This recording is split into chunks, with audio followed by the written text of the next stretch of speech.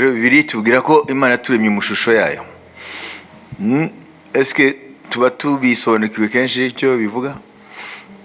Ese Imana isa natwe ku mubiri gutya? Oya. Imana ni umwuka. Niko Yesu yabwiye umusamariyakazi ngo bayisenga kuyisenga mu mwuka n'umu. Imana ni umwuka. Dieu est esprit. Bivuga iki rero Imana ni umwuka? Bisobanura iki cyangwa bifite izihe ngaruka? Yohana ibice 4 niho umwami yavuze ibyo aganira n'umusamariyakazi. Amen. 24 ibice 4 umurongo 24. Dieu est esprit et il faut que ceux qui l'adorent en esprit et en vérité. Imana ni umwuka n'abayisenga bakwiriye kuyisenga mu mwuka no mu kuri. Amen. Amen. Imana ni umwuka, abayisenga ukisenga mu mwuka no mu kuri. Dufate gusa iyo jambere Imana ni umwuka. Bivuga iki? Kubera iki inyamaswa dusangiye nazo iby'umubiri? Bayizi? Bivuga ngo les besoins z'imibiri yacu nizo besoins z'imibiri y'inyamaswa. Zirarya, ziranywa, sibyo? Ziroroka, ziraruha, zikaruhuka. Bivuga ngo dusangiye n'inyamaswa iby'umubiri w'inyama n'amaraso. L'homme par son corps physique appartient au règne animal.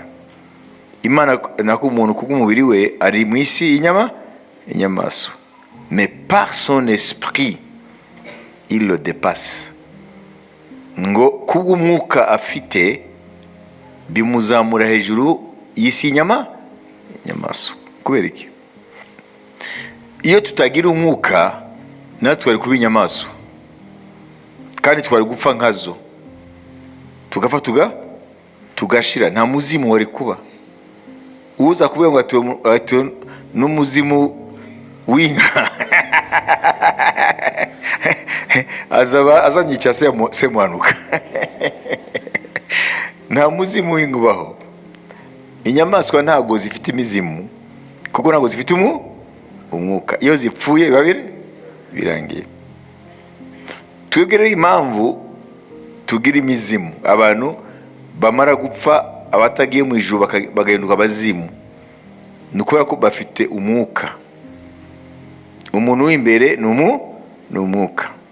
Kuba rero Imana rero yaduhaye umwuka nk'uko nayo ari umwuka, niyo mpamvu hari ibintu dusangiye nayo. Niyo Paulo yavuze ariyo arabwirije Abanyatene Abagiriki ngo l'un de vos poètes a dit que nous sommes de la race de Dieu.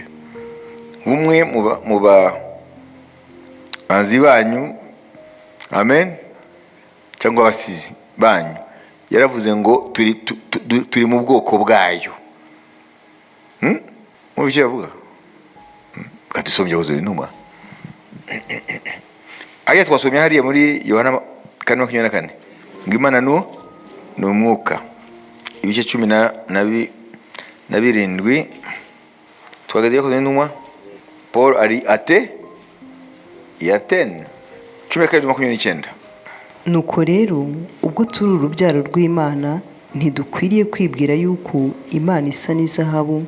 Turi 28. Kuko ari muri yo dufite ubugingo bwacu tugenda turiho, nk'uko bamwe mu bahimbyi b'indirimbo banyu bavuze bati turi urubyaro rwayo.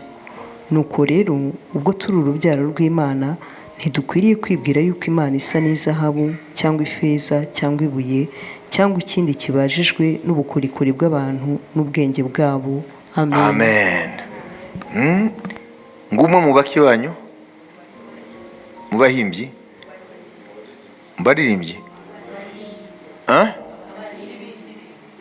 Donc vos poètes, bavuze vos poètes. Les poètes ntabwo ari indirimbo gusa. Umuntu akora za poésie.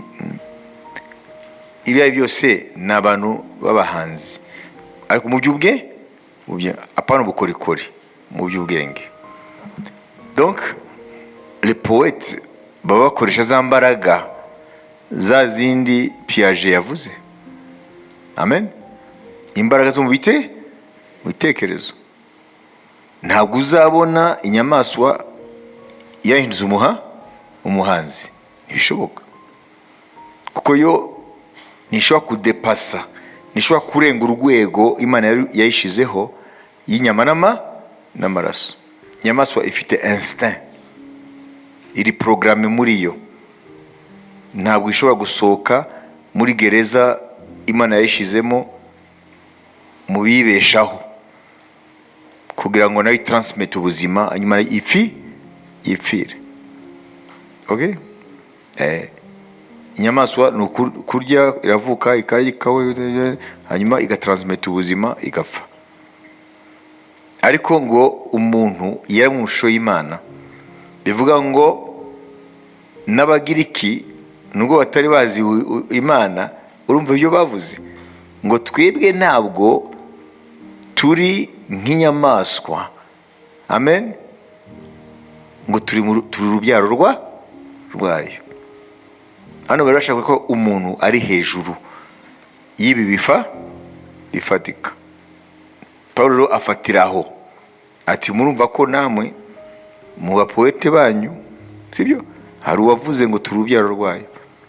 Ati rero ntabwo Imana yaba amabuye n'ibiti n'ibiki, kandi turi urubyaro rwayo. Nivuga ngo ubuzima dufite, amen, nuko yo ifite ubuzima. Ariho arabavana muri idolatry, arabavana mu gusenga ibigwa Imana. Icyo tuvanaho ni iki rero? Nuko Imana rero yaduhaye muri twebwe urugwego rw'umuntu w'imbere rubasha gutekereza n'ibintu bitaboneka mu bitekerezo ukabiha ishusho. Niyo mpamvu ubona umuntu yagiye azamuka mu guhindura imibereho ye, kuko ntabwo twaremewe, ntabwo Imana yaturemye ikahita iduha amasaro salon. Ntabwo Imana yaturemye ihita iduha amamodoka. Ntabwo Imana none se abantu bambere babaga he? Mubibaza ko babaga he? Babaga he? Nimushyamba nyine. Babaga he? Ngo imushira mu ngobye, none se mu ngobye ni muri salo? Ni he? Ni mu ishyamba. Arimo byagenze gute twiro turuvuye umunsi dufite amasaro, ndetse tugahindura ibintu ko byagenze gute? Kuva mu ishyamba, hanyuma tumaze kwirukanka muri Edeni kubera ibyaha, tugatangira kugenda hirya no hino, noneho nibiye biratangiye rero by'ubukonje bibiki byose, tukagenda mu buvumo tukabamo, sibyo, kugira ngo tubashe kubaho. Turagenda tutangira kurya ibimera, tugira ubwenge noneho bwo kuvumbura utuntu two mbere na mbere la chasse, guhiga ukarya, hanyuma noneho guhinga, hanyuma noneho tukaguma tugenda kugeza noneho tubaha abantu dutura ahantu hamwe, noneho kutura ahantu hamwe kuvuga ngo twageze mu rwego rwo twubaka amazu, none n'amazu nayo akagenda ahinduka uko umuntu agenda atekereza, kugeza uyu munsi ari imiturirwa, amen, yubatswe no mu mazi. Za Dubai urebye ama etage ateye ubwoba, barubaka imigi no mu mazi. None se byagenze gute? Ese ni bene Adamu? None urugendo byagenze gute? Okay, mubyibazeho. Icya kabiri, ese Adamu igihe byose byabagaho niki byose, inyamaswa zari zihari? Izi nyamaswa zari zihari cyangwa zari zihari? Zigeze zivaho zari ziri? Ndavuga mu mibereho yazo. Kubera iki? Kubera iki inyamaswa kandi zo zaremwe mbere y'umuntu? Mwarabisomye? Kubera iki inyamaswa zadutanze kubaho, ariko zo ntizigeze zamerura ubuzima bwazo? Kubera iki? Kubera ibyo Jean Piaget yavuze la fonction sémiotique. Itangira kuremeka, amen, amezi 18 umwana avutse, noneho ikubakika ku myaka 3 ikaba ikamiritse. Iyo ntabwo inyamaswa ifite. Nuvuga ngo n'ubushobozi Imana iha umuntu kuva ko amezi 18 ukagenda imyaka 3 akagera noneho atangira gutekereza hanze ye, akaba yakwimagina ibintu. Ayobize aje ko yicaye gutya, hanyuma agatekereza ko mama cyangwa papa bari muzanire keke. Ayobize nuvuga mu bitekerezo bye yacapye keke. Ayobize iriya ni ikintu gikomeye Imana yahaye umuntu, ariko ntago kibyaza umusaruro. Twari mu mshusho y'Imana. Kugira ngo rero tubitahure, dusubire mu iremwa, mu itangiriro igice cya mbere ku murongo wa mbere n'uwa kabiri. Mbere na mbere Imana yaremye ijuru n'isi. Isi yari itagira ishusho, yariho ubusa gusa, umwijima wari hejuru y'umuhengeri, maze umwuka w'Imana yagendagendaga hejuru y'amazi. Amen. Imana iravuga iti habeho umucyo, umucyo ubaho. Amen. Amen. Hano turabona ngo nta shusho yari hari. Ibi ubona bifite ishusho ntiyago yari bihari. None se byavuye kugira ngo bigire ishusho, byavuye murabwira ngo byavuye mu ijambo? No. Soma mu rwandiko Pawulo yandikira Efeso igice cya mbere ku murongo wa 9 kugeza murongo wa 10. Itumenyesheje ubwiru bw'ibyo ishaka kubw'ineza y'ubushake bwayo, ari byo yagambiriye kera, kugira ngo ibihe nibisohora ibone uko iteraniriza ibintu byose muri Kristo, ari biri mu ijuru cyangwa biri mu isi. Amen. Ari jambo ngo igambira, imbwa iragambira, inka iragambira. Ufite ubushobozi bwo kugambira ninde? Oya, nutekereza. Ufite ubushobozi bwo kugambira nutekereza, kandi gutekereza wabyumvise. Amen. Nukubera ko hariho bimwe nababwiye, la fonction sémiotique. Imana rero mu kurema byari mu bitekerezo byayo itararema. Igihe yabihamagaraga ngo bigire ishusho, kwari gushira mu ijambo rye, ryari rifite akazi ko gushira mu bikorwa ibyagambiriwe muri yo. Yari ifite design. Imana niyo designer mukuru. Yari ifite design y'ibyo ishaka kurema. Amigiye kigeze rero, ijambo ryayo rirasohora ibiri mu mwuka wayo, ibiri mu bitekerezo byayo, nyuma biraremwa bifata ishusho. Nta kintu Imana yaremye itigeze designinga muri yo. Iyo bavuze hano ngo selon le bienveillant dessein, purpose. Inyamaswa ntabwo zigira purpose. No. Imana ifite purpose, ifite umugambi, irawushyira mu bikorwa. Amen. Muri Kristo na Kristo, ikojeje Kristo kandi muri Kristo. Natwe ko yaturiye mu shusho yayo, yaduhaye ubushobozi.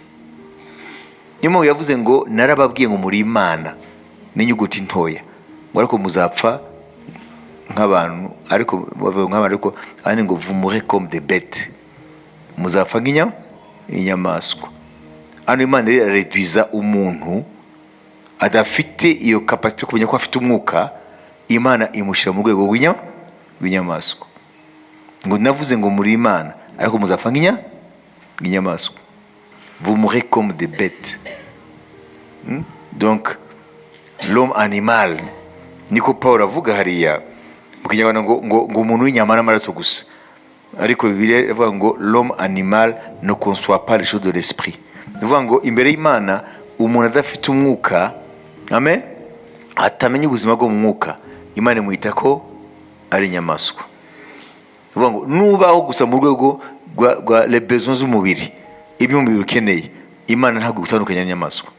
Kuko twavuze ko kubw'umubiri wacu dusangiye n'inyamaswa byose.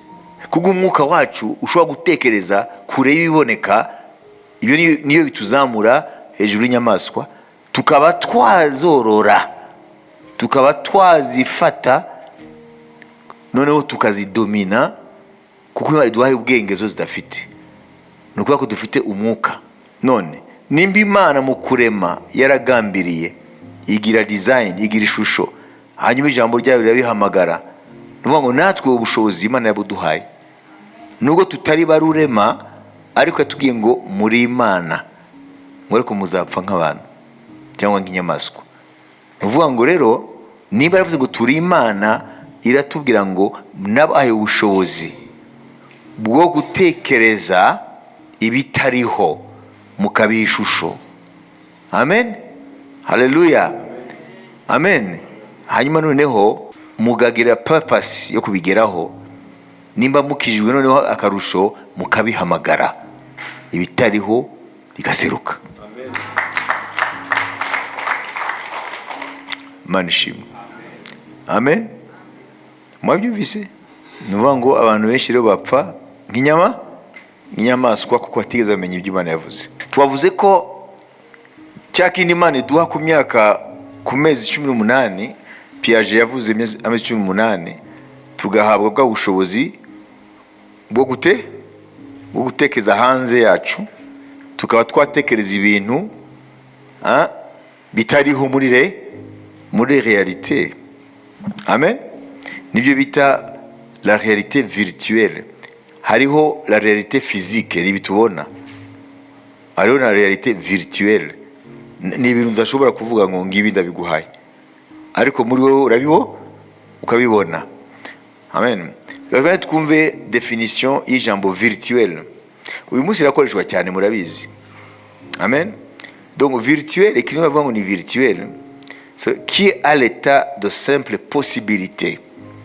Ni ikintu kiba mu bitekerezo, ariko kibitsemo imbaraga zo kukizana kikabaho, qui a en soi toutes les conditions essentielles à sa réalisation. Ni ukuvuga ngo nubwo biri mu bitekerezo, byibitsemo imbaraga yo kubirema. Amen, haleluya. Donc ni potentiel. Ni ukuvuga ngo biriya bintu biri mu bitekerezo by'umuntu, ni ukuvuga ngo bibitsemo imbaraga y'uko byaba byo byakwinjira mu buzima bufatika. Hanyuma ikindi nacyo, définition est plus large, ikiri virtuel, qui n'est qu'en puissance. Ni ibintu biri en puissance. Iyo bavuze en puissance, haba n'ikintu en acte. Ni ukuvuga ngo mbere y'uko izi ntebe muzicaraho, uwazikoze zabanze kuba hehe? Mu bitekerezo. Hanyuma noneho yabona ibikoresho byazikoze, we ntabona ibikoresho, akabona intebe. Abibise ibigize iyi ntebe aho byari biri itaraba intebe, abandi babonaga ko ari ibintu bisanzwe, ariko uriya muntu we yayibonagamo intebe. Igihe byari biraho bitaraba intebe, byari intebe en puissance. Hanyuma bishize mu bikorwa bikavamo intebe, none bikaba un acte. Ubwo ni ubushobozi Imana yahaye abantu. Donc qui est en état de simple possibilité. Amen. Mais qui comporte en soi-même, qui comporte en soi-même les conditions de sa réalisation. Ni ukuvuga ngo biriya bitekerezo by'Imana by'isanzure n'ibizayigira byari mu Mana, isanzure itarabaho. Igihe kigeze, Imana irahamagara umucube, umucyo urasohoka mu mwijima, none ibintu bitangira gufata ishusho. Ariko ngo byabanje kuba purpose, umugambi. Bavuze ngo ibyo yagambiriye byari umugambi muri yo. Amen.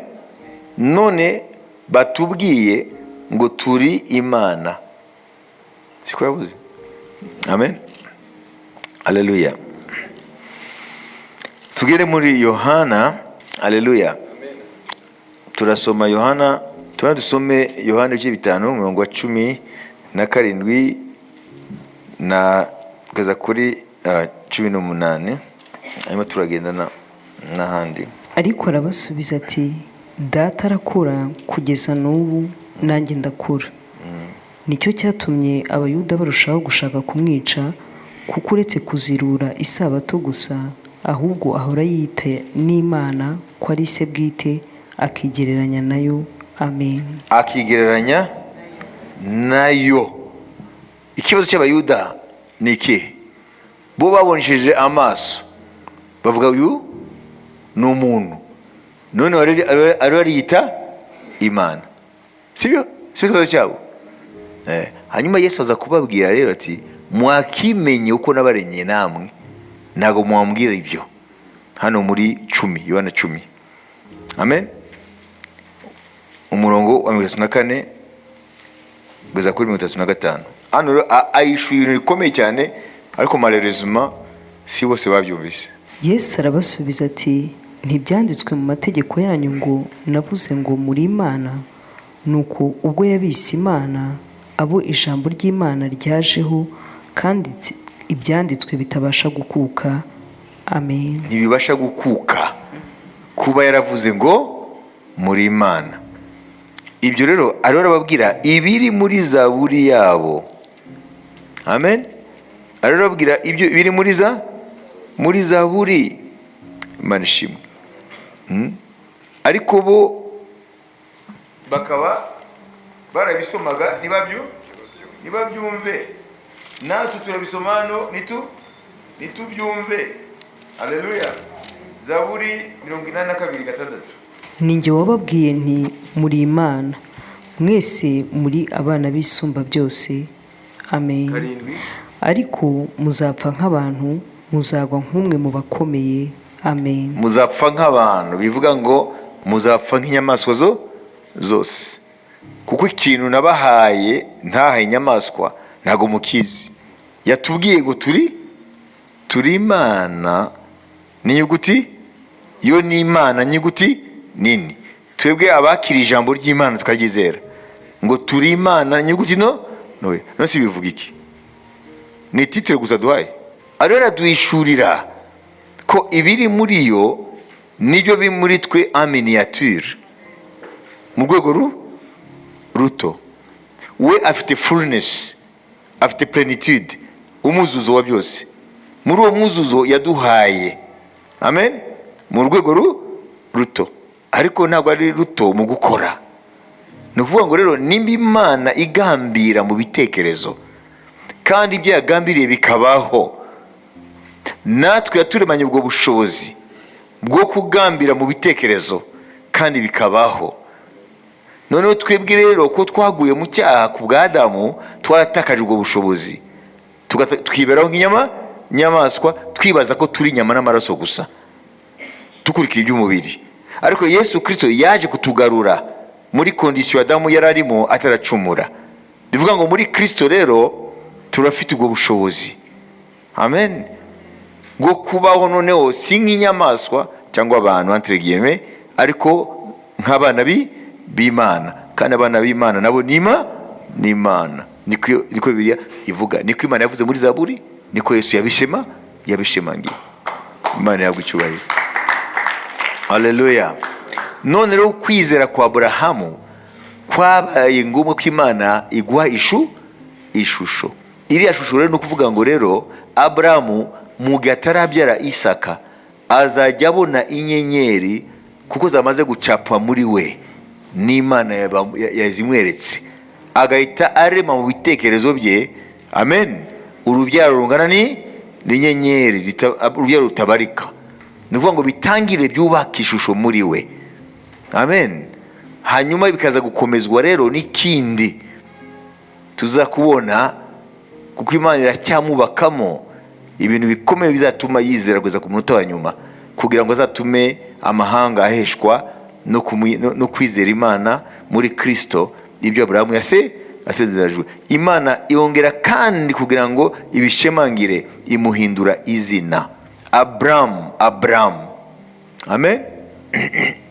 Ni ukuvuga père élevé. Aburamu ni ukuvuga ngo ni data yashyizwe hejuru, kuko Aburamu biva kuri aba twumvise murabyuka ko babivanye muri Iraq, aba data, ko atari Giheburayo nyacyo ariko arameya. None Aburamu, isi yamwise Aburamu ni père élevé, data ushyizwe hejuru. Nawe uzi uwo data wari we, nimba ari we yivugaga ngo washyizwe hejuru tera sinabimenya.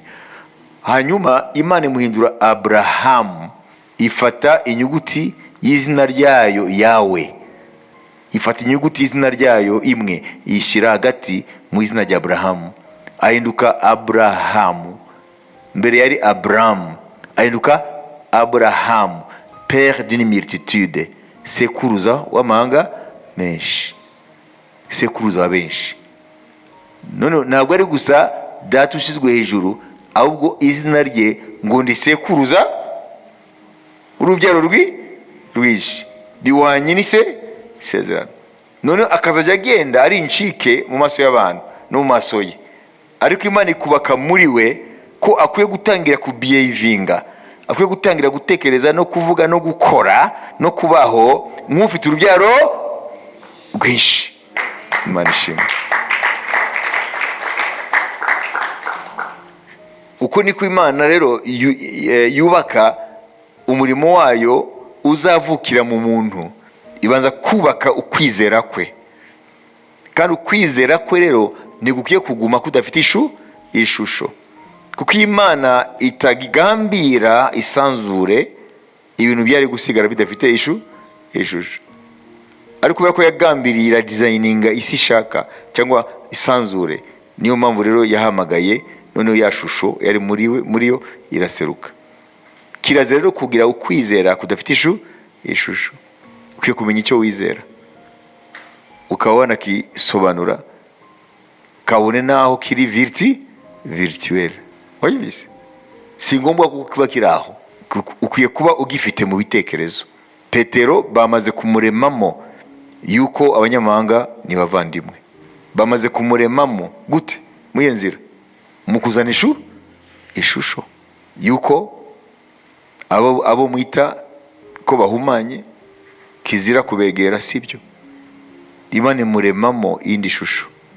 Byaramufashije kujya kwa Korneliyo, kandi amateko yaramubuzaga, n'uburere yarahawe nk'umuyuda yujuje ibyangombwa. Imana rero iratureba twese hano, irabona ibintu byinshi twasengeye, irabona ibintu byinshi twifuza kugeraho, ariko ikabona ntimuzi ukuntu Imana ikora, ntimuzi ukuntu ibintu biremeka. Niyo mpamvu Imana yashatse ku munsi wa nyuma ibabwira uko ibintu biremeka.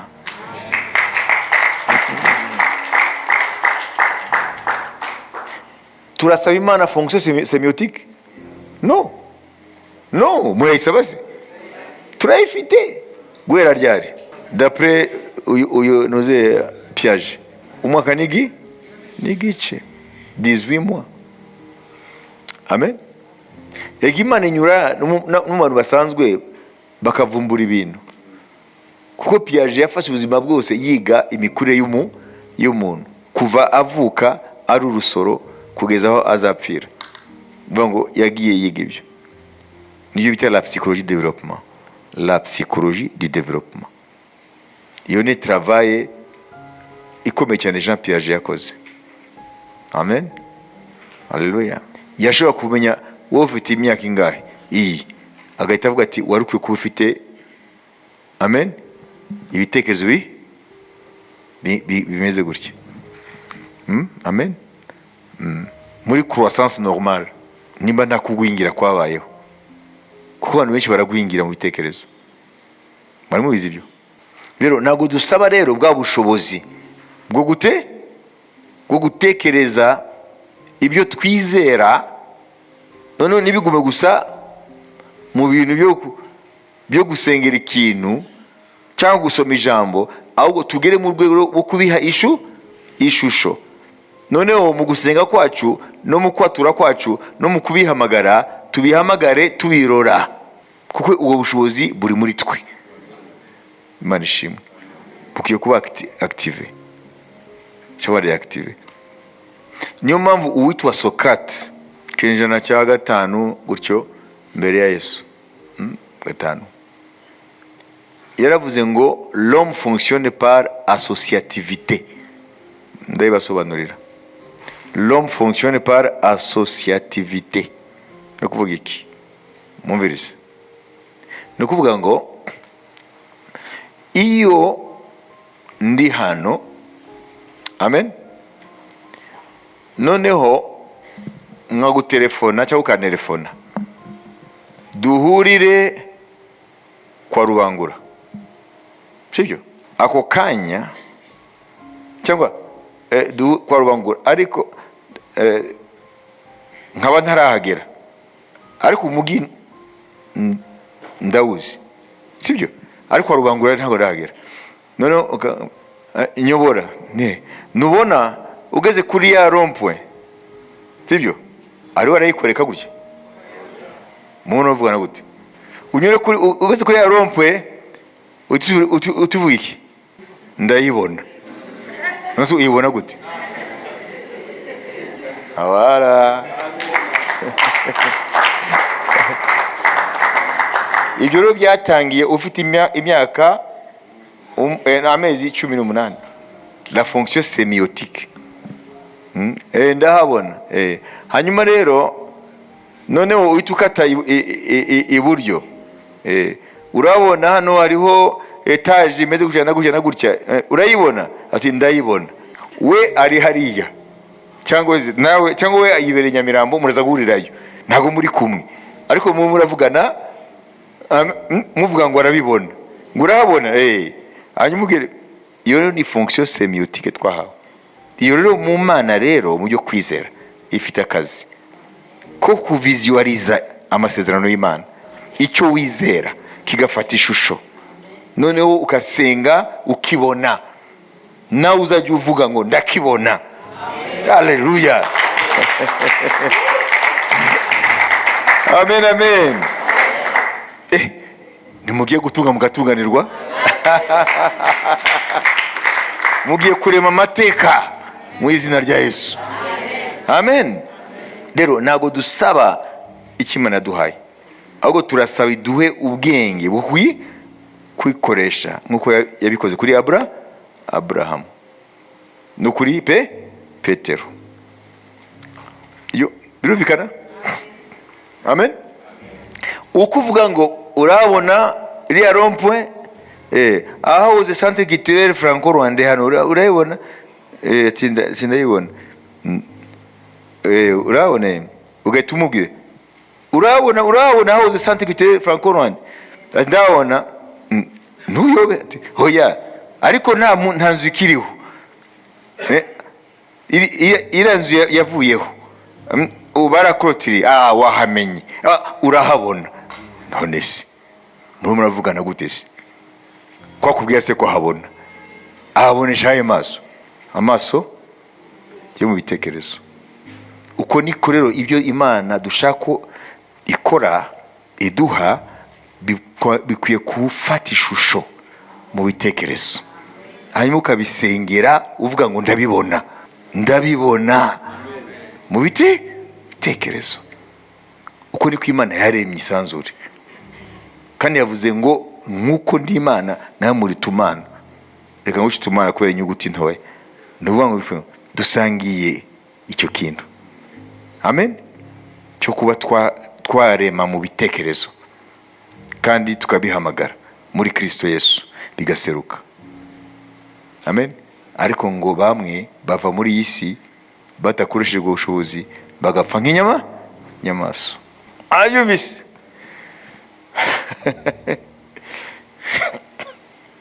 Amen.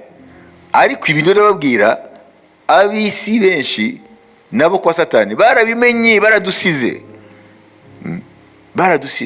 Bo barayize la puissance ya monde virtuel, barayize. Twebwe nago turayimenya barokore benshi. Ibi byose mubona abantu bakora bibanza kuba mu bitekerezo. Kuriya byabaye mu kurema isanzure niko bikoreka kugira ngo ibitangaza bikoreke. Amen.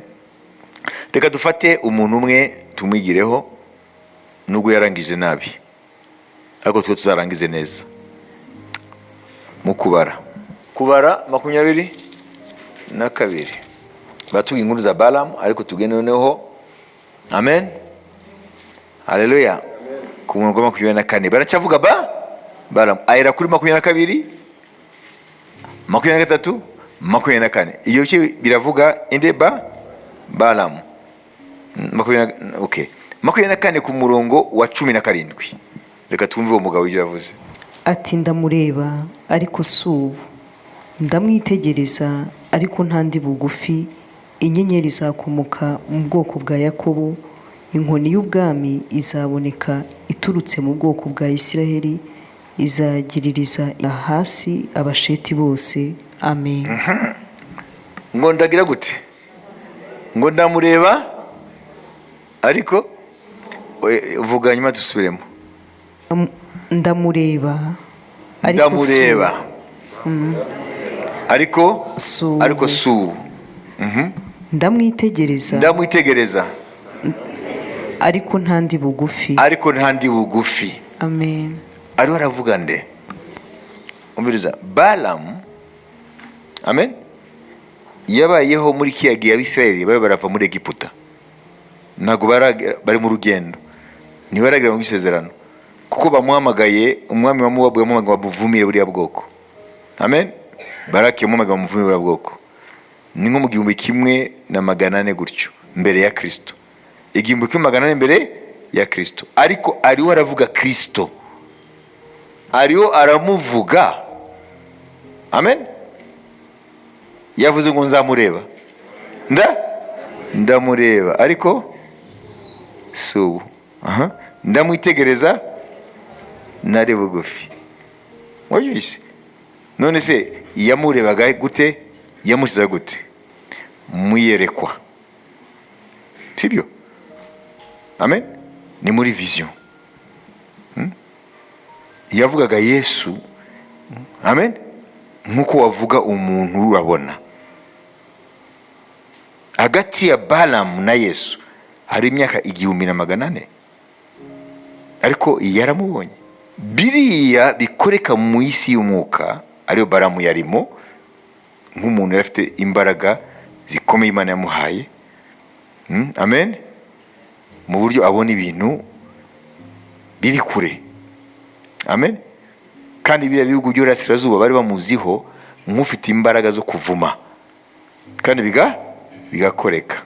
Si imbaraga gusa zo guhishura ibintu, ariko n'imbaraga zo kuvuga. Ijambo rye rifite ubushobozi.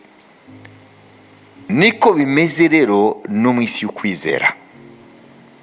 Turabyitegereza nubwo biri kure. Amen. Turabireba nubwo bitari bugufi. Amen. Ariko bikaba biri reyere mu bitekerezo byacu, bikaba ari bizima mu bitekerezo byacu. Icyo rero turasenga, turabihamagara, kubera ko kwizera kwacu kwamaze kubirema mu isi bizaturukamo. Amen. Mu isi y'ibitekerezo byacu. Ibi bitandukanye na la pensée positive ya nouvelle âge. Ariho ibyitwa nouvelle âge, new age. New age ni imyizerere yose yo ku isi yashyizwe hamwe, syncrétisme religieux. Nuvuga ngo new age ni ugufata ibintu byose byo Buddhisme, Christianisme, ibiki byose bakabishyira hamwe, noneho bikavuga ko abantu bazinjira mu bihe bishya bitari ibi, ko ari bo babirema. New age yo yigisha abayoboke babo. New age ni muvuma yo ku isi ikomeye cyane. Amen. Ntabwo ari idini. Noneho bakigisha abayoboke babo imbaraga z'ibitekerezo positive. La pensée positive. Nuvuga ngo nukiyo gutekereza ibintu negative, kwigutekereza ibintu positive. Nutekereze kuri umukene, utekereze kuri umukire. Nutekereze kuri ingumba, utekereze ko ubyara. Duvuga ngo babigisha ibyo, ariko ikintu rero kirimo cy'ibinyoma, ibyo ntabwo bishobora kuremeka bitari muri Kristo Yesu. Twebwe rero muri Kristo Yesu ukwizera kwacu gutandukanye na pensée positive, kuko ntabwo ari twebwe tubirema, ni muri Kristo biremeka. Haleluya, amen. Murabona ko Satani rero arigana Imana. Amen. Satan ne fait que singer Dieu, arigana Imana. None uyu mwanya rero nashaka kukubwira ngo ibyo byose usoma mu ijambo ry'Imana, ibyo byose wasabye Imana, amen, bikwiye gufata ishusho mu bitekerezo byawe. Amen. Mu buryo ushobora kwicara imbere y'umuntu ukamucapira, simvuga gucapira ikaramu, ukamushushaniriza ibyo wize, ibyo wizera. Amen. Sibyo? Ukagira design. Simvuga ngo ufate ngo ucape, ukasobanurira umuntu ibyo wizera, kandi ukamera nk'aho umuntu bari barabwira ngo urabona ko rubangura ngo ndabona, nawe ukabibona, hanyuma ugasenga, hanyuma ukabihamagara mu izina rya Yesu. Amen. Hanyuma Bibiliya avuga ngo uzabona bikoreka. Aburahamu rero urumva ko amaherezo yaje kubona ibyo Imana yavuze. Amen. Reka rero dusoze kuri iki cya Aburahamu. Rero igihe 15 twabonye ko Aburahamu aracyafite iki intambara yuko nta rubyaro afite, kandi aravuga ngo ari hafi gupfa ko arashaje. Imyaka 15 Kanani yaje afite 45. Imana ishimwe. Amen. Ayo bigenda gute? Barabisangira n'umugore we Sara. Amen. Kubwira ko Sara bitamwinjiyemo, ni ibintu yaje kubwira Aburahamu, kandi Imana yamaze kumurimamo ya shusho y'ibyiringirwa. Amen. Kadusome Itangiriro 16 nako umurongo wa mbere ze ku murongo wa 4. Sarayi umugore wa Aburamu ntibari babyaranye, kandi yari afite umuja w'umunyegiputakazi witwaga Hagari. Sarayi abwira Aburamu ati, dore Uwiteka yanyimye urubyaro, ndakwinginze gira umuja wanjye inshoreke, ahari ntazabonera urubyaro kuri we. Aburamu yumvira Sara. Nuko Aburamu amaze imyaka 10 atuye mu gihugu cy'i Kanani, Sarayi umugore we ajyana Hagari umunyegiputakazi umuja we, amushyingira Aburamu umugabo we. Aryamana na Hagari, asama inda. Abonye yuko asamye inda, bimusuzuguza nyirabuja. Amen. Amen. Muri iyo nda havuka umuhungu witwa Ismael, ari we Abarabu bose bakomokaho. Naje kubabaza Sara. Amen. Haleluya. Hano racyari Sarayi kugira ngo abwire Aburahamu ngo kare nimukundane. Aburahamu niki?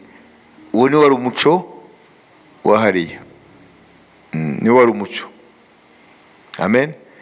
Kuko n'abana b'abajakazi bavukiye muri urugo nabo muntu nyiri urugo, ndavuga yari muri customs zabo, muco yabo. Yabo nababwiye ngo hagati yacu na Bibiliya ariyo fossé herménétique, ndavuga ngo tushaka kuja Bibiliya ngo yaba yanditswe none kandi hagati hari urugendo rurerure rw'imico yagiye hindagurika. Kandi umenye ko twebwe turi mu bihe noneho ijambo ry'Imana ryaratanzwe. Amen.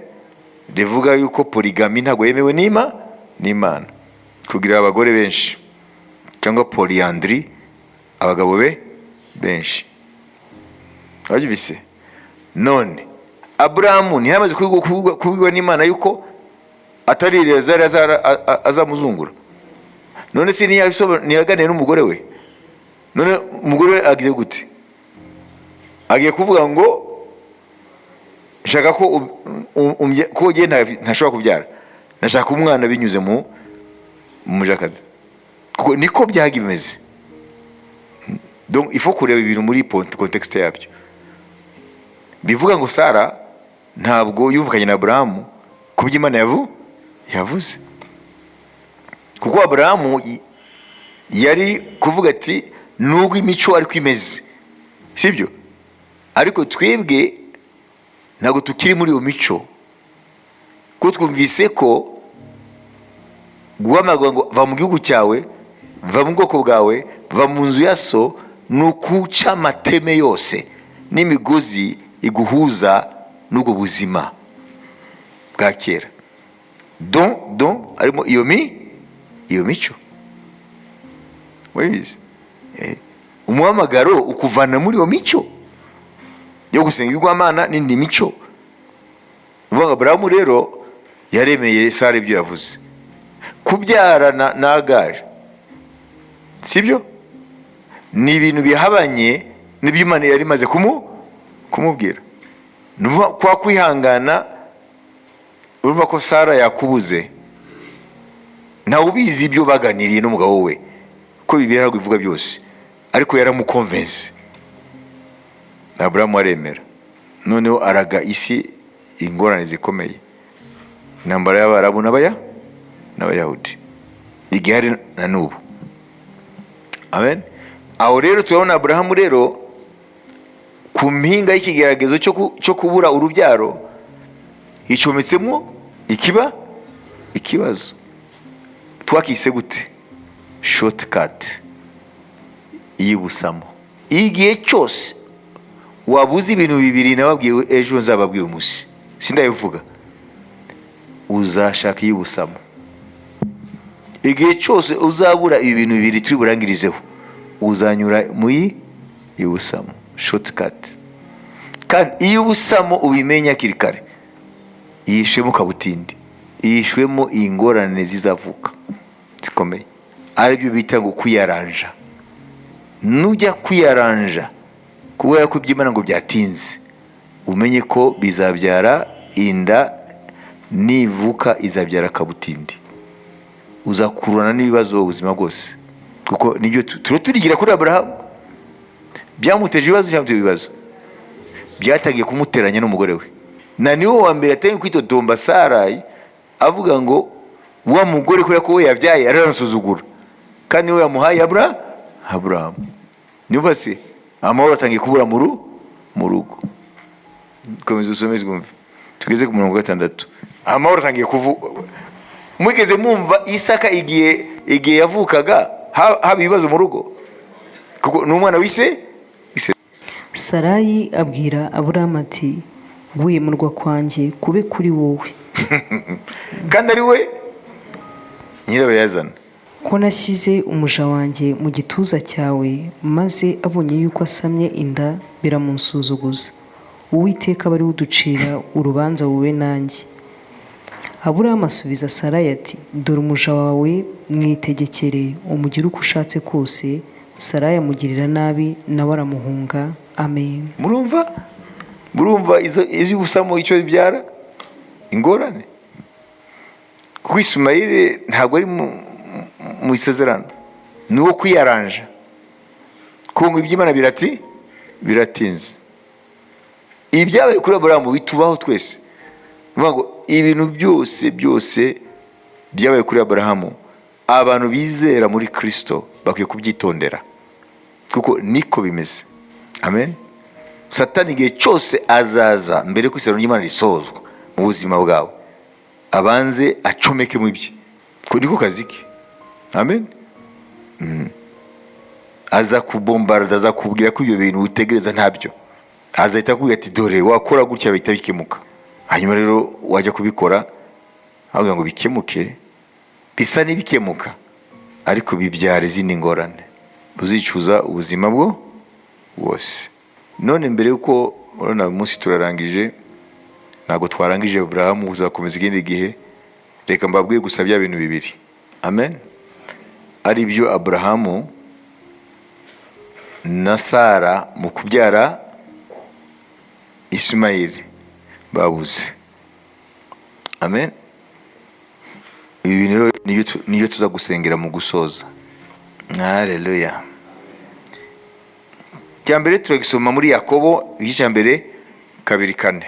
Iki kintu kirabuze cyane mu buzima bwacu.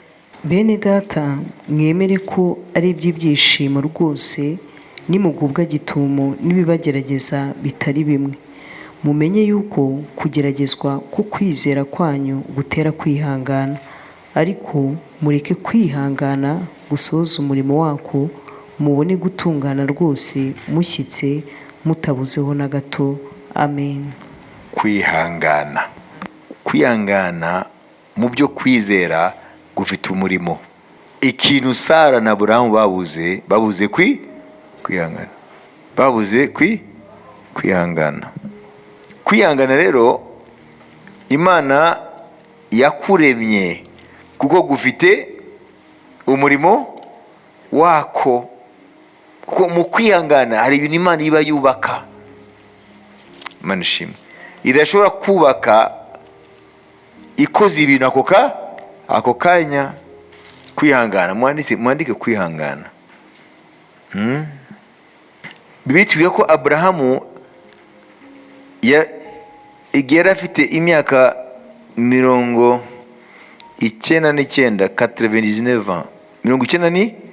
99 niho yakebwe. Akebwa umunsi umwe na Ismaili afite imyaka 13.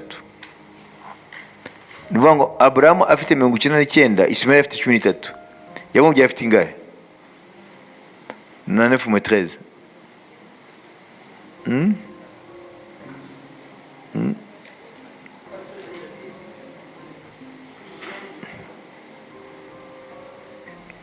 Sibyo?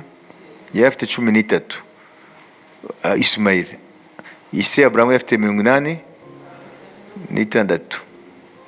86 niho yabyaye Ismaili. Amen. Niyo yabyaye Ismaili 86. Hanyuma abyara Isaka afite 100.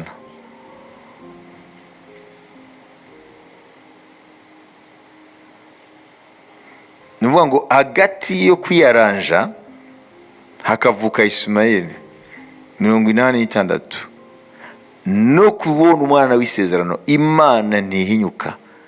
Imana igasoza ibyo yavuze. 14. Imyaka 14. Iyo bihangana imyaka 14 ntibiyaranje, ziriya ntambara za Ismaili ziravuna na oni uyu munsi ntiziba zaravutse. Na ziriya ntambara ziri hagati yabo uyu munsi bene Aburahamu. Ni ukuvuga ngo yahamaga afite 75. Amen. Haleluya. Iyo yihangana 25, un quart de siècle, nta kibazo cyari kuvuka. Ibyo rero tubivanamo irihe somo? Tubivanamo ko Satani ni umwanzi wo kwihangana. Arazi ko ibyo Imana yavuze izabisohoza, ariko akarwanya abantu babibwiwe, ababyizera ntibihangane. Atangiye kubashyiramo ko biratinze, wenda ntibizashoboka, wenda Imana yahinduye gahunda, kugira ngo Imana niza kubisohoza isange warayivuyemo. Wayumvise? Kwihangana nicyo kintu cya mbere cyatugeza mu kurya ku nkono y'Uwiteka yahiye. Kuko inkono y'Imana ihira igihe cyayo. Amen. Imana ikora mu buryo wa micro-onde. Icya kabiri kibuze. Icya mbere ni kwihangana. Icya kabiri kibahura 10:36.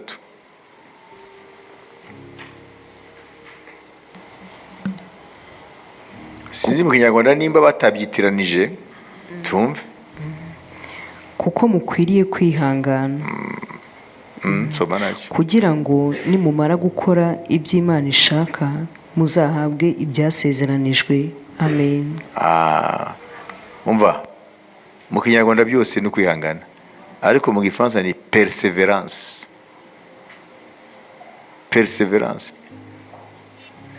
perseverance. C'est différent. Il y a patience. Kinyarwanda babyise byose ngo ni ukwihangana. Amen. Reka dufashanye. Amen. Hallelujah. Patience. Twavuze patience na perseverance.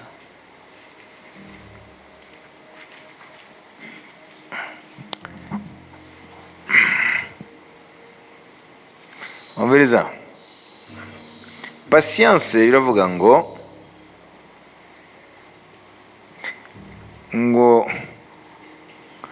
patience ni ukuba mu bibazo bikuvuna. Amen. Haleluya. Ariko ukabinyuramo utuje, udata umutwe, kandi without complaint, utakomplaininga, utitotomba. Amen. Haleluya. Iyo niyo patience. Kwihangana ni ukunyura mu bigeragezo utitotomba kandi udata umutwe. Ibyo se bijya bitworora. Oya. Perseverance rero, abeza continued effort to do or achieve something despite difficulties, failure or opposition. Ngo nugukomeza ugashishikara. Amen. Utumbera cya kintu ushaka kugeraho nubwo ibibazo byahaguruka, cyangwa rimwe na rimwe ugasa nuneshwa. Amen. Ariko ugakomeza kugezaho nubwo haba opposition, ibikurwanya, kugezaho uzagera ku ntego ya cya kindi washize imbere. None nshaka kubabaza, bihuriye bitandukaniye? Mu Kinyarwanda byose babyize kwihangana. Kwihangana ariyo patience turavuga. Ni ukunyura mu bigeragezo utitotomba, utuje, kuko uzi ko Imana ibifite mu maboko. Noneho perseverance rero mubyumve, patience iri muri perseverance. Nuvuga kwihangana kuri muri perseverance, gushishikara. Kwihangana kuri mu gushishikara nubwo ibibazo byahaguruka, nubwo rimwe rimwe wasa naho utsinzwe, ari ugakomeza ugatumbera intego, kuko uzi ko Imana itabeshya, no kubikora izabikora. Ibyo bintu rero niyo bibuze mu bantu b'Imana, patience na perseverance. Turayibuze. Twe turashaka ngo ibyo Imana ivuga tubibone ako kanya. Kandi twumvise ko kwihangana ngo Imana yakuremeye umuri, Imana idasubiza ako kanya, hari ibintu iba irubaka wowe utazi. Hari ibintu Imana irakora utazi. Amen. Iramutse ishubije ako kanya wapfirwa n'ibintu byinshi ejo hazaza. Vuga ngo mu bwenge bwayo hari ibintu yo irubaka utazi. Imana ishimwe. Hallelujah. Amen. Reka mbaho urugero rufatika niho muzabimenya. Tukiri hariya hepfo muri Kave tutaraza hano, tugeze Imana ngo iduhe ikibanza tuve mu bukodi, ikibanza cy'urusengero. Uriya twari dupangiye rero hepfo yari afite akabanza gato. Noneho turagenda turavuga tuti naha nyine. Amaso yacu rero arajya tubesha, tukabona ko ari hanini hazubakwa urusengero igihugu cyose. Ahubwo uyu munsi ngiye rero akuse twarebaga dute n'inzu yo kubamo sinzi ko yari kuba nini. Ariko turababara rero, nyirawo atubwiye amafaranga menshi tudafite icyo gihe, turababara cyane. Haraducitse, mwabizi.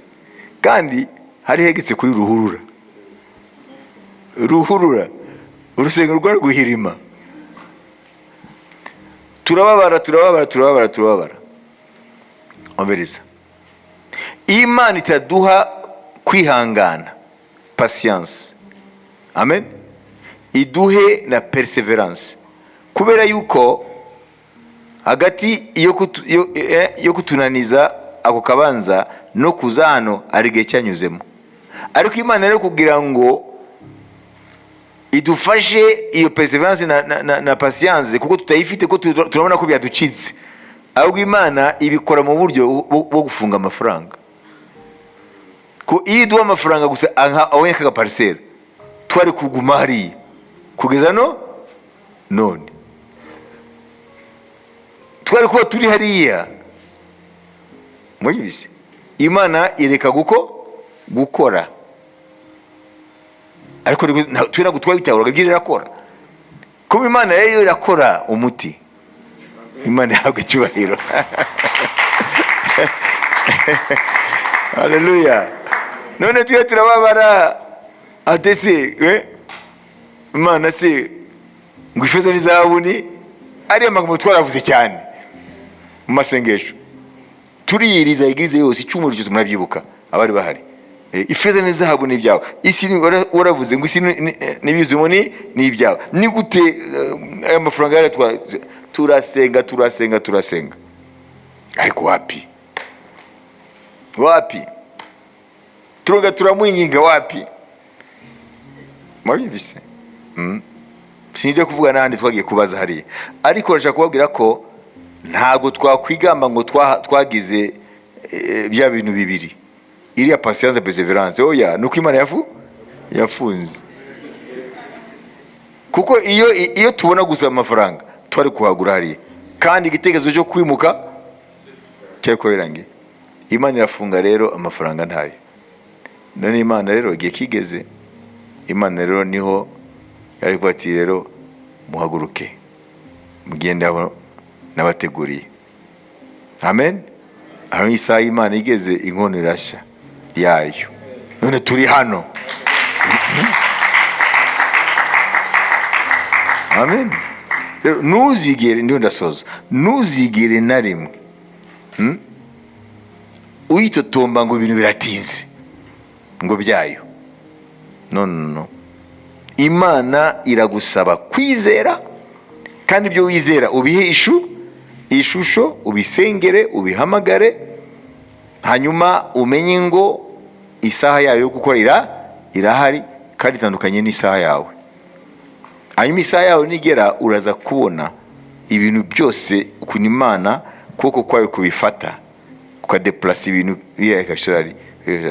Imana irafeza bouger abantu ibintu, hanyuma ibintu bigakoreka. Ukabona rero cya kintu kiraremetse, cya kintu kifasha ishusho, noneho ifatika. Wabanje kubwira ishusho mu bitekerezo, none kigize ishusho mu ifatika, n'abandi bose batizera bakakibona. Mwabizi? Uko niko Imana ikora. Rero urashobora kuba uri hano waracitse intege, nka Abrahamu nawe yacitse intege, sibyo? Ariko Imana imukomereza kwizera. Haleluya. Amen. Kuko urabona ko ntabwo yasubiye muri Egiputa, nubwo yageragejwe n'umudamu we akamuzanira Agari, ariko urabona ko yarakomeje. Kandi Imana yamenye ko ntabwo ari Abrahamu yagiye gushaka uriya mwana, uriya mukobwa yabagiwe ntabwo yigeze amujyaho, ni Sara yatendebukiwe. Mwajubise, ntabwo ari Abrahamu. Siko twasomye turamubeshera Sara, niko bimeze. Amen. None wowe nawe ufata isomo rero, ntuzigere uvuga ngo biratinze, ntuzigere uvuga ngo ntibizashoboka, ntuzigere uvuga ngo ntuzi uko bizagenda. Ibyo byuko bizagenda wowe si ibyawe.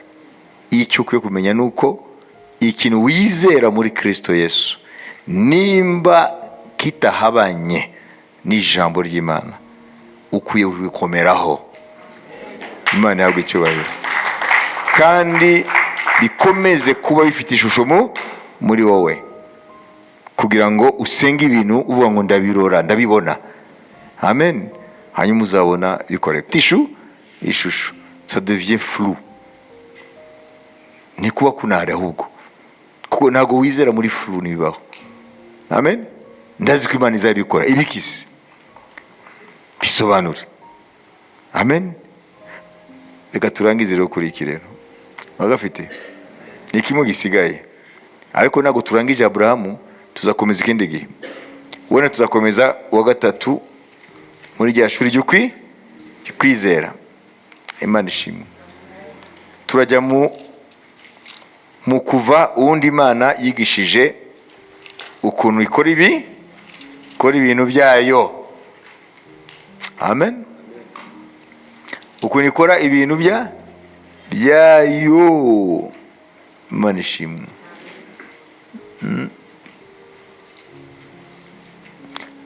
25 kuva 1:9 dusozera. Arundi muntu Imana yamweretse uko ikora ibintu byayo. Iteka abwira Musa ati, bwira Abisiraheli bantura amaturo, umuntu wese wemezwa n'umutima we azaba ari we mwakira iturantura. Ibi aba ari byo mwakiraho amaturo: izahabu n'ifeza n'imiringa n'ubudodo bw'umukara wa kabayonga n'ubw'umuhengeri n'ubw'umuhemba n'ubw'ibitare byiza n'ubwoya bw'ihene n'impu z'amasekurume y'intama zigishijwe inzigo itukura n'impu z'inyamaswa zitwa tahashi n'imbaho z'ibiti byitwa imishita n'amavuta y'amatabaza n'ibihumura neza byo kuvangwa n'amavuta ya elayo yo gusiga n'ibyo kuvangwa bigahinduka umubavu mwiza wo kosa n'amabuye yitwa shohamu n'andi mabuye yo guhundwa akaba ku mwambaro witwa efodi no ku mwambaro wo ku gituza. Kandi bandemere ubuturo bwera nture hagati muri bo, muzabureme buse n'ibyo ngiye kukwereka byose, icyitegererezo cy'ubuturo n'icy'ibintu byabwo byose. Amen. Ntabwo mubwiye ngo genda mu nyubakire ubuturo, ngira nkwereke plan design ngo muzabukore nkuko nabikweretse. Ese ubwo buturo Imana yamweretse mbere yuko babukora bwabagahe? Amen. Imana ifata design yayo iri mu bitekerezo byayo. Amen. Hanyuma yiha Mose. Mose akazi ke nuko mu mutwe we abonye ubuturo uko bimeze. Imana imuha n'ibipimo uko buzaba bungana. Amen. Akazi ke kwari ukuroproduiza ibyo yeretse kuri wa musozi. Uko niko Imana ikora rero.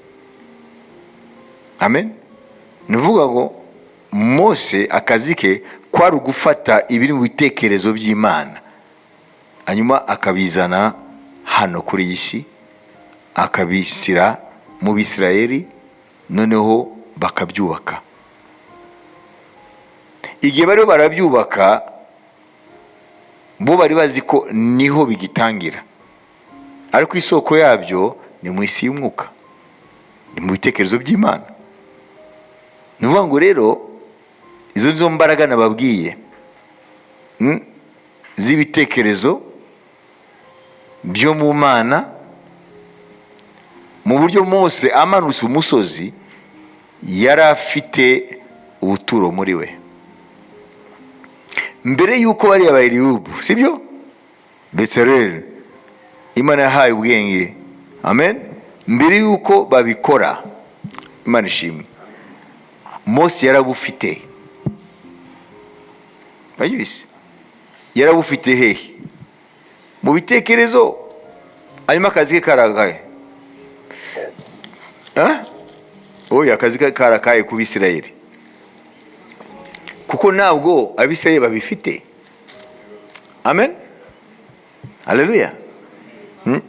Turasoma Exode kuva 31 umurongo wa mbere tugeze ku murongo wa 4. Mumve, muraza kumva ijambo nababwiye kare. Uwiteka abwira Mose ati dore mpamagaye mu izina Besaleli. Mvuge buti Besaleli. Besaleli mwene Uri Yahuri w'umuryango wa Yuda, mwuzuza umwuka w'Imana ngo agire ubwenge bwo guhimba n'ubwo gutora n'ubuhanga n'ubukorikori bwose byo guhimba imirimo y'ubuhanga no gucura izahabu n'ifeza n'imiringa. Amen. Komeza. No gukeba amabuye no gukwikirwa no kubaza no kugira ubukorikori bwose. Nanjye dore mushyiranyeho Oholiyabu. Oholiyabu mwene Ahisamaki wo mu muryango wa Dani. Kandi mu mitima y'abahanga bose nashyizemo ubwenge ngo bakore ibyo nagutegetse byose. Amen. Amen. Amen. Mwabyumvise? None Mose akwiye gukora iki? Avuye ku musozi, aramanutse, nabonana nabo arakora iki? Nabonana nabo arakora iki? Kubera ko bo ntabwo bari kumwe hariya ku musozi. Mose afite ubuturo muri we. Muvuge muti araburora. Arabubona. Kuba abubona rero byaramworoheye kubicarika. Ati dore rero Uwiteka avuze, turashaka kubaka ubuturo bwe. Kugeza aho hari ibyo bacura. Kuko nta shusho bafite. Turashaka kubaka ubuturo bw'Uwiteka. Okay, baramureba. Ati dore rero. Afata ikaramu. Sibyo? Hanyuma arashushanya. Abivana he? Mu bitekerezo naho byavuye he? Mu bitekerezo by'Imana. Bariya n'aba-exécutant bakwiye gusingira ishusho. Afite umurimo wo kubaha ishusho. Kandi mwumvise ko ngo umwuka w'Imana ari muri bo, azahita birema binyuze muri bo.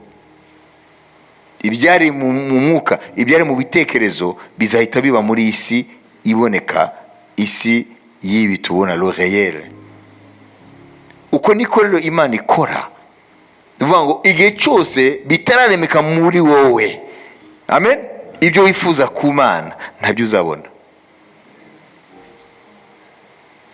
Amen. Ukwiye kuva imbere y'Imana ufite ishusho ibyo ushaka ku Mana. Amen. Hanyuma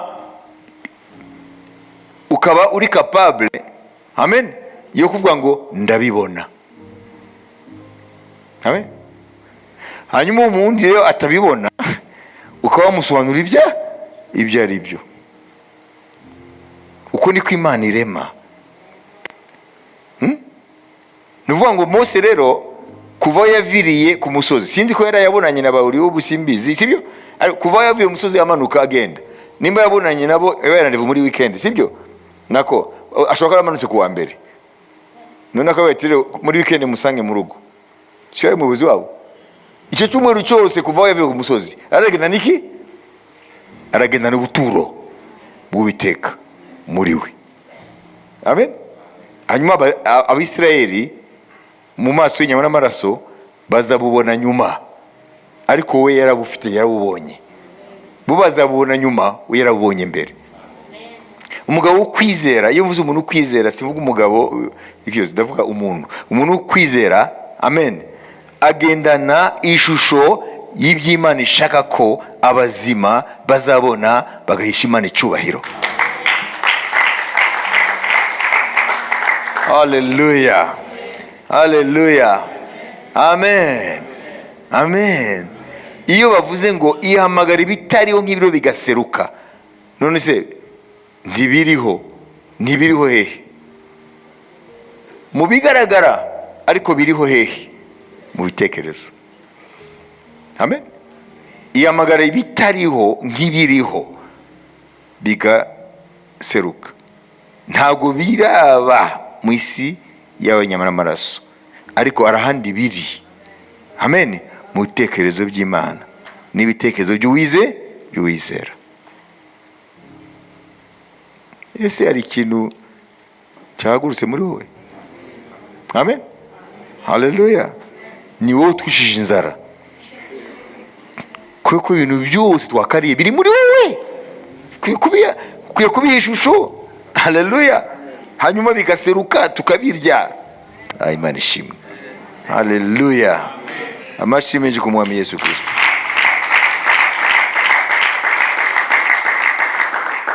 Ibi bintu tubitahuye tukabishyira mu bikorwa, amen, byahindura ibintu byinshi ubuzima bwacu. Haleluya. Twongere twibukanye mu kurangiza amagambo maze kuvuga, Abaroma 4:17. Uzajya ubyibuka ibi, Abaroma 4:17. Nk'uko byanditswe ngo nkugize sekuruza w'amahanga menshi, imbere iyo yizeye ariyo Mana izura abapfuye, ikita ibitariho nk'aho ari ibiriho. Amen. Il appelle les choses qui ne sont point comme si elles étaient. Voyez-vous? Hallelujah. He calls into being things that were not. Il appelle les choses qui ne sont point comme si elles étaient. Parce qu'elles étaient ces choses-là dans les pensées de Dieu. Ibyo bintu byari bihari mu bitekerezo by'Imana, ariko muri realite ntabyo. Nawe rero ibyo wizera, amen, nagukwiye kubyemera, nagukwiye kuvuga ngo nzabyemera, kuko byinjiye muri realite. Ukwiye gutangira kubyemera bikiri mu bitekerezo, ukavuga ngo ndabifite. Imana yabwe icyubahiro. Ndabifite, ndabibona. Amen. Uko niko abantu b'Imana bagendanye n'Imana bagiye babona Imana uko ikora. Amen. Uko isi iravuga ngo nimbibona nzabyemera, kuko isi iri munsi y'ubutware bwo kutizera. Ariko kwizera kuravuga ngo ndabifite, ndabibona. Amen. Ntabwo nzabibona, ndabifite, ndabibona. Ngwihamagara ibitariho nk'ibiriho bigaseruka. Nawe ukwiye kubiha ishusho, noneho ukabihamagara nk'ubibona. Kugira ngo uhamagare nk'ubibona, nuko bikwiye bifite ishusho. Ndeka turangize muri bitekerezo ya Abrahamu. Abrahamu uretse nyine kari akantu kanyuzemo kasara akajya kumuzanira Agari. Ariko muribaza ko Abrahamu, muribaza ko nijoro ntabwo yasohokaga akabihamagara? Yarahamagaraga. Sibyo? Kari akantu ka paranteze ka Sara amuzanira Agari tugashyire ku ruhande. Yagendaga akabihamagara, agahamagara sa posterite, agamara urubyaro, kuko Imana yari yamaze kumwigisha. Amen. Naho ubundi iby'agakiza bizabarambira. Wajibise tuzarambirwa nimba tutamenye icyo Yesu yavuze ngo ese umwana w'umuntu naza azasanga kwizera mu isi, kuko azi ko kwizera sesa nicyo kwizera, amen, nicyo kitubeshaho mu bwami, nta bindi. Udafite kwizera iby'Imana arabirambirwa, ugasigara useta ibirenge. Wajibise kwizera, amen. Deja kwizera, reka nageze kuri ibi. Deja kwizera, nimba kwizera kugutuma ubona ibitaboneka nk'ibiriho, none se bibyara iki? Bibyara gutangira kubinezererwa muri wowe, kabone nawe bitaraseruka. None iyo ubinezerewe muri wowe bigira gute? Bibyara courage. Amen. Niya bindi kwihangana, amen, patience na perseverance. Abantu barambirwa bakaba mu by'Imana nta kintu bakitega, babuze iki? Ni ukuvuga ngo nta kintu bakiringira. Iyo nta kintu ukiringira, tu es fatigué, birakurambira. Amen. Kuko Aburahamu ukwizera kwe, amen, ngo yakomejwe no kwizera kumubyarira ibyiringiro. Ibyiringiro bikarema kwihangana. Kwihangana rero ntabwo gupfa kuza. Kwizera niko kubanza kukabyara kukabyara ibyiringiro. Ibyiringiro bikarema kwihangana. Patience na perseverance. Kwihangana ukaza patience, rero ugashishikara kugezaho iby'Imana yavuze bigaragara. None bene data, navuze byinshi cyane kuva mu ntangiriro, ariko ijambo nyamukuru waryumvise. Amen. Ni wowe ukwiye kureba nimba wemera iby'Imana yavuze. Ngo naravuze ngo muri Imana, ngo mwebwe ijambo ry'Imana ryagezeho. None nimba ijambo ry'Imana ryarakugezeho, Imana yakubwiye ngo uri Imana, kuri umwana w'Imana. Uri Imana n'inyuguti ntoya. Vous êtes des dieux, mais vous mourrez comme des hommes. Nimudakoresha ibyo nababwiye, amen, ngo muzapfa nk'abantu b'inyama n'amaraso. Nuvuga ngo ibintu byose ubona muri iyi si byabanje kuba mu bitekerezo by'abantu. Amen. Nta bindi. Ibi byose mubona byabanje kuba mu bitekerezo by'abantu. Ntabwo byari bihari gutya amashusho. Abantu bahaye ishusho iby'Imana yaremye, kuko iyo shusho babanze kuyirema mu bitekerezo byabo. Amen. Niyo bita conception. Bakonseva virtuellement, bakonseva mu bitekerezo. Nibyo twasomye ko Imana igira purpose, iragambira, hanyuma none ikahamagara ibyo yagambiriye. Natwe niko bimeze. Aburahamu rero tumwigireho kugeza kuri igice cya 10 na kangahe? Cyagi bamuhaye Agari 16, tugeze kuri 16, sibyo? Kuko ntiturarangiza ubuzima bwe, ariko nibura kuri 16 urabona ko Aburahamu ntabwo ari we yikururiye kiriya kibazo, ni umugore we. Amen. Nuvuga ngo Aburahamu we yakomeje kwizera iby'Imana yamweretse. Kubera iki? Imaze kumurika inyenyeri zo ku ijuru, ikiza kubwira ko yabyakiriye, bikamuvura cya kindi ngo Eliyazari niwe azaba umuzungura. Nuko umuntu wa 6 ukurikira ngo Aburahamu yizera Imana ibyo yavuze bimuhanira no numva ko yarizeye se. Rero ibya Ismaili byavuye kuri nde? Kuri Sara. Rero Aburahamu ni igihangange cyo kwizera. Imana yabwo icyubahiro. N'abana ba Aburahamu nabo nabagenda mu kwizera. Imana ishimwe. Ikibazo rero mu kurangiza, ese wumva ari ikintu byahinduye muri wowe? Byahinduye? Amen. Alléluia. Monde virtuel, amen, impacta monde réel. Isi y'ibitekerezo ni ifite imbaraga ku isi yifatika. Isi y'ibitekerezo ifite imbaraga kurusha isi yifatika.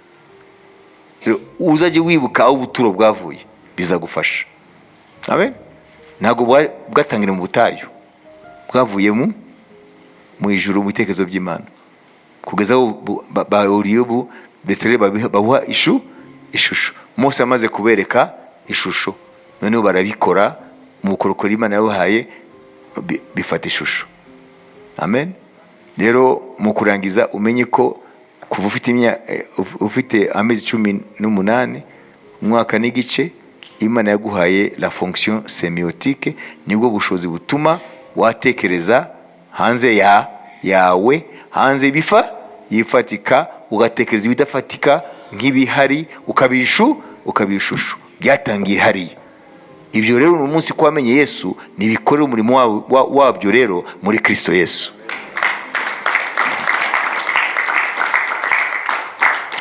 Gatsenga. Data, turagushima mu izina rya Yesu Kristo. Turagushima yuko waduhamagaye nk'uko wahamagaye Aburahamu. Waramuhamagaye mu amasezerano, ariko ntabwo yahise yinjiramo. Rwari urugendo rurerure. Warinze mwami mu bihe runaka by'ubuzima bwe. Iyo atangiye gucogora, warazaga ukazamura ukwizera kwe ukoresheje mwami ishusho y'ibyo wamwiringije. Na Mose twumvise uko yubatse ubuturo. Na Petero twumvise ukuntu wamuhishuriye yuko abanyamahanga batakiri abanzi, batakiri abo kunena, ko nabo ari abaraganwa nawe ibyasezeranywe y'ubuntu bw'Imana. Natwe mwami muri iki gihe turimo, aho tuzi kuri hafi kugaruka, utuvane mu mubare w'abatizera, ariko duhe mwami gusobanukirwa kwizera uko gukora, kugira ngo imirimo y'ubwami iremwe muri twe kandi tuyigenderemo. N'abatazi Imana tuyibamenyeshe, atari mu ijambo gusa, ariko no muri demonstration y'ubwami bw'Imana mu bifatika.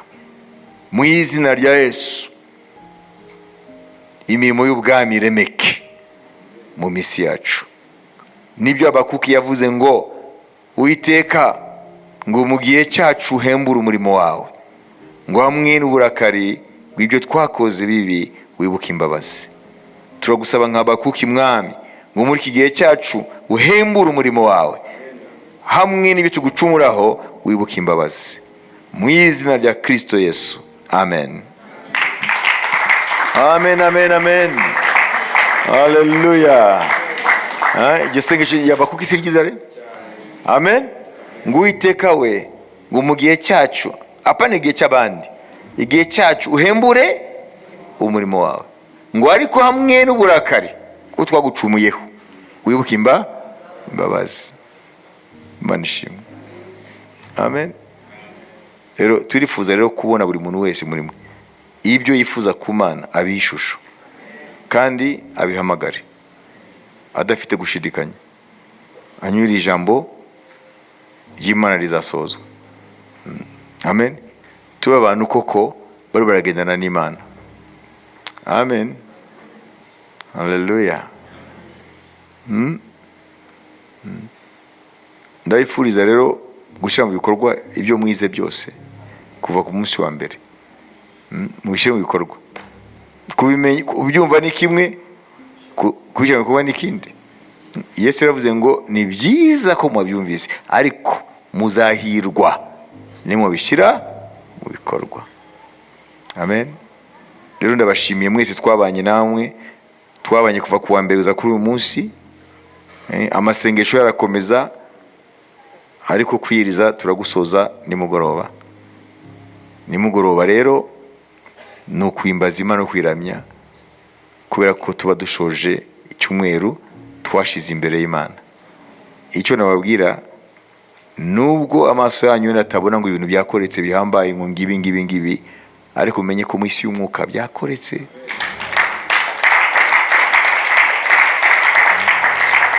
Byakoretse.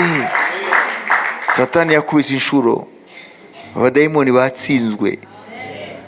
Ibintu uraza kubona Imana ikora, kuko mu mwuka byakoretse. Asigaye ko biva muri virtuelle bikajya muri realite. Imana ishimwe. Amen. Haleluya. Amen.